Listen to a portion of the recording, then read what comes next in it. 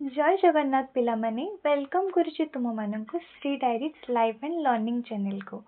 आज आम पढ़ा अष्टम श्रेणी साहित्य सुरभि बहिर तृतीय पाठ जोटा कि हूँ गोटे कविता और कविताटीर ना हूँ शपथ।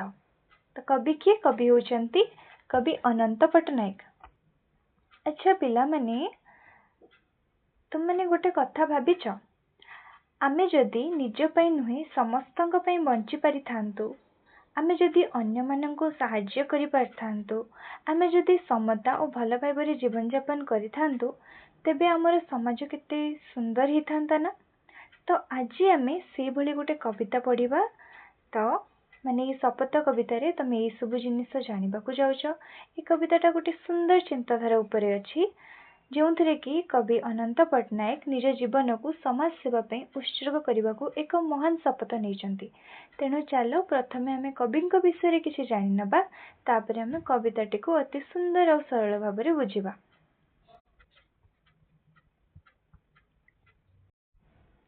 कवि अनंत पट्टनायक ओडिया साहित्य रे प्रगतिशील चिंताधारा रे जड़े विशिष्ट प्रवक्ता। तो प्रवक्ता माने कौन ना जे निज चिंताधारा को समाज रे प्रसार करे और लोक मानन को प्रभावित करे। तो से भली जने कवि किए थिले ना कवि अनंत पट्टनायक। से केउठारे जन्म ग्रहण करथिले? से खोर्धा जिल्लार चणाहाट ग्राम रे 1912 मसीह जन्म ग्रहण करथिले। से ओडिशा रे साम्यवादी चिंताधारा रे कविता रचना करी से नवजुग साहित्य संसद माध्यम रे तांकर काव्यिक साधना जारी रखिथिले। अच्छा साम्यवादी चिंताधारा कहले आमे कौन बुझू? साम्यवादी चिंताधारार अर्थ हेउची माने तांको नजर रे समस्ते माने सबु लोक समान थिले। से काहाकू भेदभाव करू नथिले। माने जदि आमे सहज भाषा रे कहिबा ताहले ता हेउची माने से माने धनी गरीब उच्च नीच समस्तंकु समान अधिकार मिलिबा उचित तांको मतरे, माने समस्तंको मतरे एटा हबा कथा। तेणु तांको मुख्यतः तांकर कविता गुड़िक या उपरे थिला। तो तांकर केतक रचना गुड़िक कौन कौन ना तांकर केतक रचना होची कविता ग्रंथ गुड़िक होची रक्त शिखा, शांति शिखा, तर्पण करे आजी, अलोड़ा लोड़ा, छाईर छिटा प्रभृति। एगुड़ा मन रखिबो कहीं लंग क्वेश्चन सरलार्थ से एगुड़ा सब इनफॉरमेशन दब आओ तुम मान नॉलेज भी भल हे एगुड़ा सब मन रखिबो। तो कवि प्रगतिवादी महास्रष्टापण गोटे गोटे अमूल्य सृष्टि एगुड़ा हूँ कवि गोटे गोटे अमूल्य सृष्टि। तांकर कवि दृष्टि थिला अत्यंत सूक्ष्म ततोधिक परिमाण रे समाज सचेतन धर्मी। माने तांकर जो कविता गुड़िक थिला से तांकर मेन माने तांकर रचना गुड़िक का उपरे थिला कि समाज उपरे थिला, लोक मानकु किभली भाबरे सचेतन करिवे। समाजरू अशिक्षा धर्मांधता और अंधविश्वास आदि दूरीकरण करी अत्याचार विरुद्ध रे स्वर उत्तोलन करिवा एवं श्रेणीहीन समाज गठन करिवा थिला कविंक कवितार अंतःस्वर। माने तांकर मेन उद्देश्य कौन थिला ना समाजरू अशिक्षा धर्म विषय रे जो अविश्वास अच्छी लोक मानकर अंधविश्वास अच्छी अत्याचार सेगुड़ा सब कौन करिवे ना दूर करिवे आ ता विरुद्ध रे स्वर उत्तोलन करिवे आ श्रेणीहीन समाज गठन करिवा थिला तांकर अंतःस्वर। माने सेतबेले बेला रे कोन ना धनी गरीब तांक भितर सब माने पार्थक्य लोक माने बहुत भेदभाव करुथिले। तो ता मध्य रे गोटे माने भल समाजटे गढ़िबा और तांक मध्य अंतःस्वर आनिबा थिला तांकर मुख्य लक्ष्य। से गोटे पुस्तक पई केंद्र साहित्य एकेडमी पुरस्कृत होइचंदी। से पुस्तकर ना कौन ना अबांतर कविता पुस्तक। बुझी पारिलो? पठित कविताटी कविंकर सृजन अभिमुख्यर बलिष्ठ परिप्रकाश। सामाजिक जीवन रे समता आनिबा पई से स्वार्थ मिथ्या हिंसा व्यथा आदि को भ्रूक्षेप न करी सूर्य समजले समाज रे सद्भाव प्रेम और क्षमार झरणा प्रभावित करिया पई प्रयास करिसंती। माने एथिरे माने कौन कह जाय कविंक विषय रे ना कविंक चिंताधारा एक सुंदर प्रकाश। कवि समाज रे समता आनिबा को चाहुचंदी। से स्वार्थ मिथ्या हिंसा और दुख को दूर करने को चाहुचंदी। से सूर्यंक भली निजे कष्ट सही समाज को भल करने को चाहुचंदी। तांकर लक्ष्य होउची समाज रे कौन ना प्रेम सद्भाव और क्षमार भावना प्रचार प्रसार करवा। बुझिपारिल कवि परिचयटा। तो एबे आमे कविताटी को पढ़िबा एवं भल भाबरे बुझिबा। तो एबे चलो कविताटी को आरंभ करिबा। तो मु तुमको गोटे गोटे लाइन बुझे बुझे देबी। तापर जेतेबेले 4टा लाइन कंप्लीट हो जिवो तार सारांशटा मु तुम मानकु बते देबी। तो ध्यानर सहित कविताटी को सुनिबो, कारण ये कविता तुमको बहुत किछि जिनस शिक्षा को मिलिबो। बहुत बढ़िया कविताटे। तो चलो आरंभ करिबा। सूर्य सम जली भी मुही, जह्न सम उठी भी झली, पवन सम पृथ्वी छुई, प्राणरु प्राणे खेली भी ढली। तो एठारे कवि कौन कहउचंती जे से सूर्य देवंक भली निजे जलिबे एवं अन्य मानंको आलोक और शक्ति प्रदान करिवे। अच्छा तुमे माने भाबी देखो, माने गोटे जिनसटा भाबो, जदि सूर्य न थांते ताहले पृथ्वी रे जीवन संभवपर हेई थांता कि? केबे नुहे ना। से आमको आलोक दियंती, उष्ण दियंती और जीवन शक्ति दे थांती। तेणु आमे मध्य निजे कष्ट सही अन्य मानंको सहायता करिबा उचित। बुझी पारिले ए लाइनटा। जह्न सम उठिबे जळे। तो माने दिन सारा एते ताती परे जेतेबेले राति रे जह्न आसी जांती तो केते पूरा शांत हो जाए कि नहीं परिवेशटा। बहुत बढ़िया लगे, मन को शांति लगे, पूरा परिवेशटा शीतल हो जाए। तेणु जीवन रे केवल शक्ति नुहे, शांति और सहनशीलता मध्य अत्यावश्यक। तो हमको ए लाइन रे शिक्षा मिलुछि। पवन सम पृथ्वी छुई, प्राणरु प्राणे खेली भी ढली। अच्छा पिला माने तुम मते गोटे कथा कहिल, पवन केबे कहा मध्य रे भेदभाव करे देखिछ कि मु धनी पाखक जीबी गरीब पाखक जीबिनी, एमती केबे हेबार तुम देखिछ? केबे भी हुएनी एमती। पवन समस्तंक पाखक जाए, कारण पवन एमती केबे भेदभाव करे नाही, से सबु स्थान को जाइकी पहुंची जाई थाए। तेणु आमे मध्य समस्त को समान भावे देखिबा उचित। प्राणरु प्राणे खेली भी ढली। कवि कहउचंती जे से प्राणरु प्राणे प्रेम और आनंद विस्तार करिवे। माने जेतेबेले आमे अन्य मानंको भल पाउ, सेमाने मध्य हमको भल पाई थांती। एहा हेउची मनुष्यत्वर सर्वश्रेष्ठ गुण। तेणु सबुबेले प्रेम, दया और आनंद प्रसार करिबा आवश्यक। तो ये जो 4टा लाइन आमे पढ़िले सेतरु आमे कौन शिखिले ना, सूर्यंक भली जगत को आलोक और शक्ति देवा, चंद्रंक भली शांति और शीतलता विस्तार करिबा, पवन भली समस्त को समान भावे छुईबा और लोक मानक हृदय रे प्रेम और आनंद भरी देबा। तो यह हमको शिखौछि जे आमे सब बेले अन्य मानक पई बंचिबा उचित। बुझी पारिलो?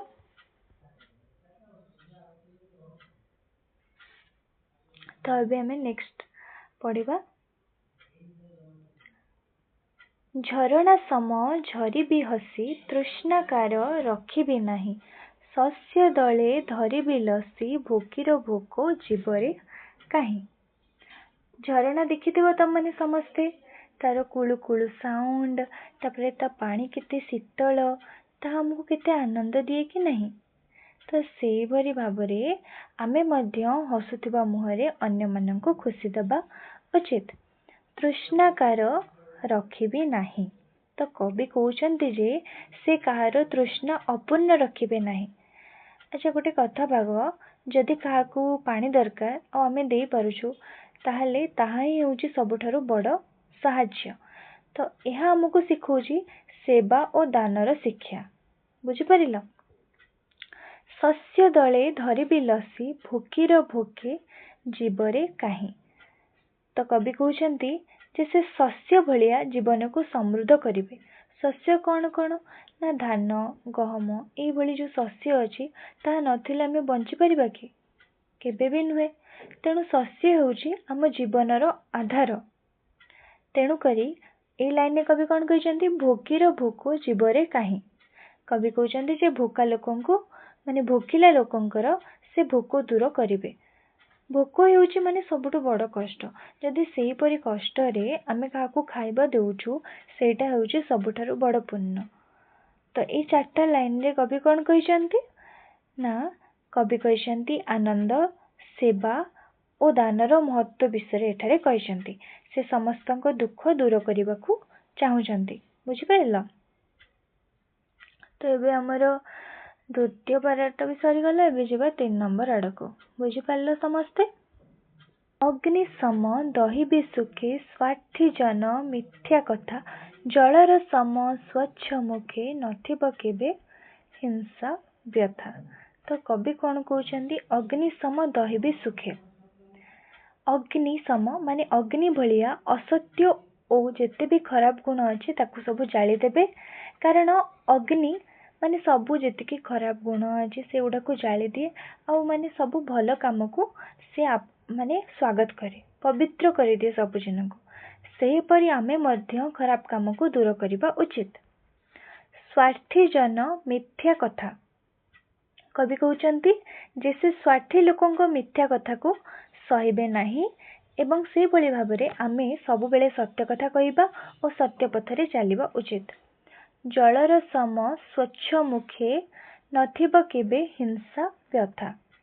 जलर सम स्वच्छ मुखे कहले कौन ना जल भलिया सम माने होची समान। तो जल भलिया आमे सब बेले स्वच्छ और पवित्र रहिबा। कहीं ना देखिथिबो सफा पानी रे सब किछि स्पष्ट देखा जाए। से भली भाबरे हमर मन मध्य सफा रहबा उचित। नथिब केबे हिंसा व्यथा से केबे हिंसा और दुख रखिबे नहीं। तेणु करी आमे सब बेले शांति और दयार पथरे चलिबा उचित। तो जो ए 4टा लाइन रू आमे कौन शिखिले ना आमे को सत्य पवित्रता और अहिंसा मार्ग रे केमिति चलिबा ए 4टा लाइन हमको शिक्षा देउछे। तापर लाइन को जिबा। पक्षी सम गायबी गीत हृदयरु हृदय उठी भी बाजी पद्म सम तोली भी नीति अरूप रूप रंगे साजी।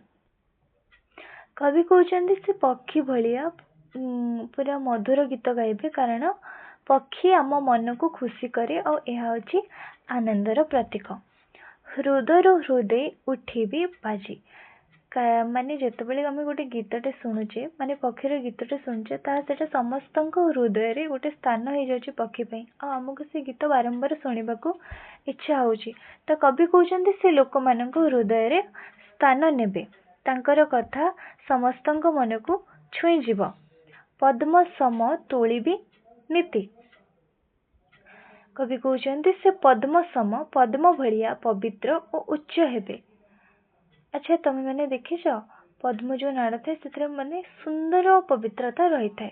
तो यह आमको शिखाए जे परिस्थिति जो भली भाबरे भी हो आमे भलरे रहबा उचित।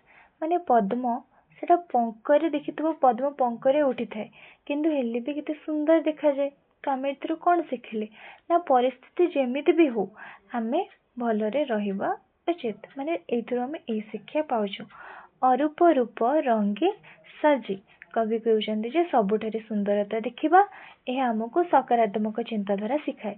ये 4टा लाइन आमे कौन शिखिले ना सुंदरता पवित्रता और भल चिंतार शिक्षा देउची आमको ये जो 4टी लाइन। एबे जीवा हमर नेक्स्ट लाइन आड़ को।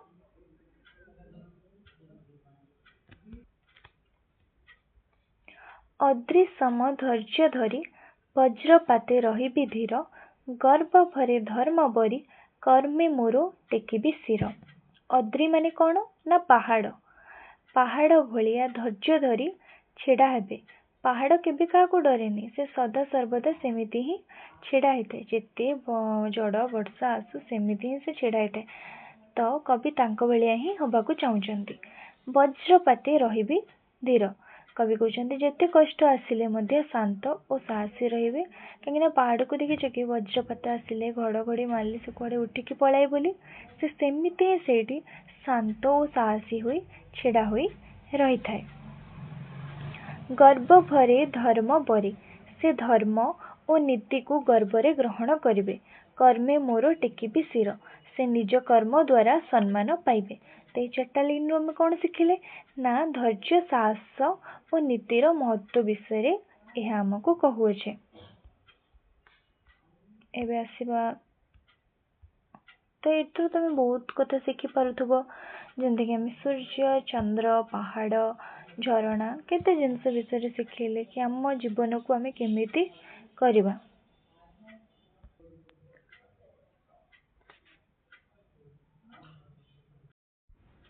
ସିନ୍ଧୁ ସମ ଫେରାଇ ଦେବି ଯେ ସେ ଦେବ ସରଳ ହାସ, ଧରଣୀ ସମ ନେବିରେ ନେବି ବକ୍ଷେ ବହି ଦୁଃଖ ପ୍ରାସ।